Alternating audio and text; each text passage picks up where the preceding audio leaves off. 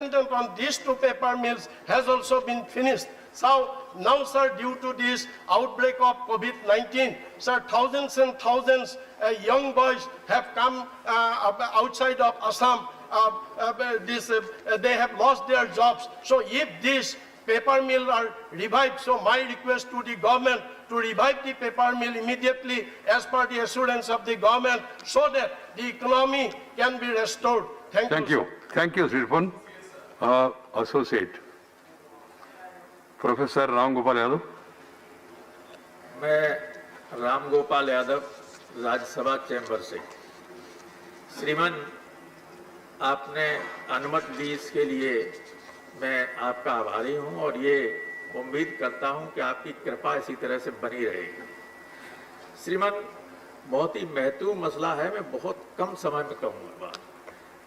Lockdown के कारण देश में छोटे बड़े कारखाने के बंद होने से, कारोबारियों का कारोबार बंद होने से करोड़ों लोग बेरोजगार हो गए, उनके परिवार बिखर गए। बच्चों की पढ़ाई लिखाई तो दूर, उन्हें भूखे पेट सोने के लिए कभी कभी विवश होना पड़ रहा है। पढ़े लिखे लोगों के लिए, जिनके लिए गवर्नमेंट ने व्यवस्था की है, 5 साल के लिए कॉन्ट्रैक्ट पर रखे जा रहे हैं, 5 साल बाद समीक्षा की जाएगी। वे भी असमंजस में है कि रहेंगे कि नहीं रहेंगे।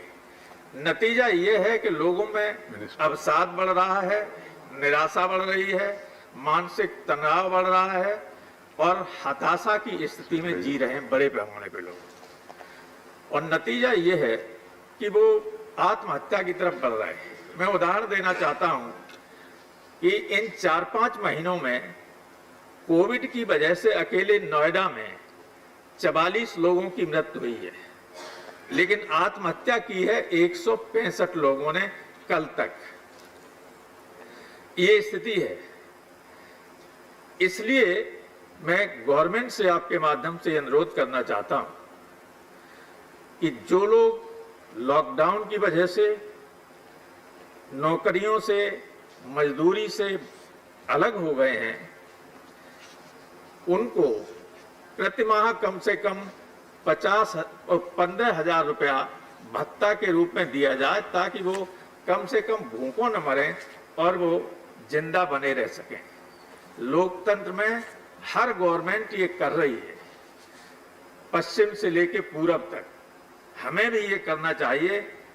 माननीय वित्त मंत्री जी यहाँ बैठी हुई हैं, मैं चाहूंगा कि इस पर सहानुभूति पूर्वक विचार करें और देश में जो आत्महत्याएं बढ़ रही है रोजाना, उनको रोकने के लिए एक सार्थक कदम उठाएं। ठीक, धन्यवाद जी। श्री आनंद एसोसिएट स्लिप भेजना सब लोग। Anand Sharma ji. Anand Sharma from Rajya Sabha Chamber. So I wish to draw your attention of this House and the government to the alarming increase in number of suicides and mental health cases in India. Across the world, about 8 lakh suicides happen annually, out of which 1.39 lakh happen in India. This means that India accounts for 15% of the total suicides of the world. Also, there is a suicide happening in every 3.5 minutes in India, which is very disturbing. During the year 2000,